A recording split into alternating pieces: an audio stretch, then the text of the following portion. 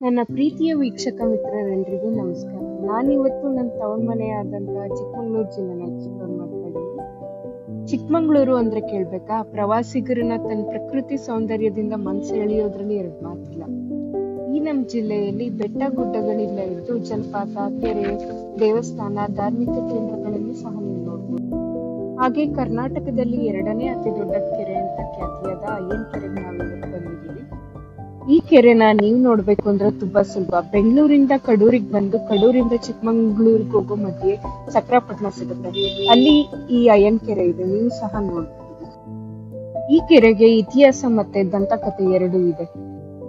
ಇತಿಹಾಸ ಏನಪ್ಪಾ ಅಂತಂದ್ರೆ 12ನೇ ಶತಮಾನದಲ್ಲಿ ರುಕ್ಮಂಗದರಾಯ ಈ ಪ್ರದೇಶದಲ್ಲಿ ರಾಜನಾಗಿರ್ತಾರೆ.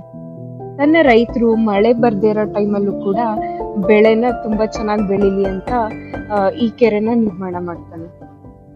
ನಂತರ ಹೊಯ್ಸಳರು ಮತ್ತೆ ಮೈಸೂರಿನ ರಾಜರು ಆಳ್ವಿಕೆಗೆ ಬಂದಾಗ ಈ ಕೆರೆನ ಹಾಗೆ ಪೋಷಣೆ ಮಾಡ್ಕೊಂಡು ಬರ್ತಾರೆ.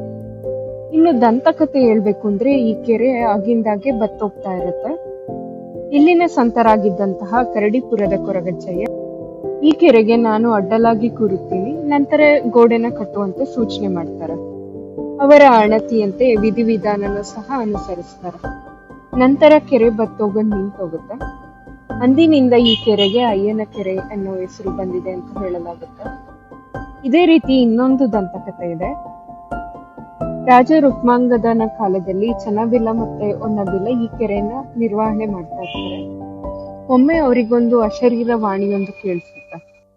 ಅದೇನಂದ್ರೆ ಈ ಕೆರೆಯ ನೀರೆಲ್ಲ ತುಂಬಿ ಹಳ್ಳಿಯನ್ನೆಲ್ಲ ಪ್ರವಾಹ ಆಗಿ ಕೊಚ್ಚಿಕೊಂಡು ಹೋಗುತ್ತೆ ಅಂತ ಹೇಳುತ್ತೆ. ಇದನ್ ಕೇಳಿದ್ದ ಚನ್ನಬಿಲ್ಲ ಮತ್ತೆ ಹೊನ್ನಬಿಲ್ಲ ಚಿಂತೆಗೊಳಗಾಗ್ತಾರೆ.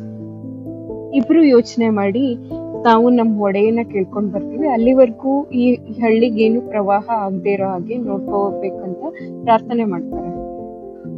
ನಂತರ ತಮ್ಮ ಹಳ್ಳಿನ ಉಳಿಸ್ಕೊಳ್ಳೋ ಕಾರಣಕ್ಕಾಗಿ ತಮ್ಮ ಶಿರವನ್ನ ತಾವೇ ಕಡಿದುಕೊಂಡು ಪ್ರಾಣತ್ಯಾಗ ಮಾಡ್ತಾರೆ. ಹೀಗಾಗಿ ಅವರಿಬ್ರು ವಾಪಸ್ ಈ ಕೆರೆಗೆ ಬರ್ದೇ ಇರೋ ಕಾರಣ ಈ ಕೆರೆಗೆ ಇಲ್ಲಿವರೆಗೂ ಯಾವುದೇ ಪ್ರವಾಹ ಉಂಟಾಗಿಲ್ಲ ಅಂತ ಹೇಳಲಾಗುತ್ತೆ. ಇದಿಷ್ಟು ಅಯ್ಯನ್ ಕೆರೆಯ ಇತಿಹಾಸ ಮತ್ತು ದಂತಕಥೆ ಆಗಿತ್ತು.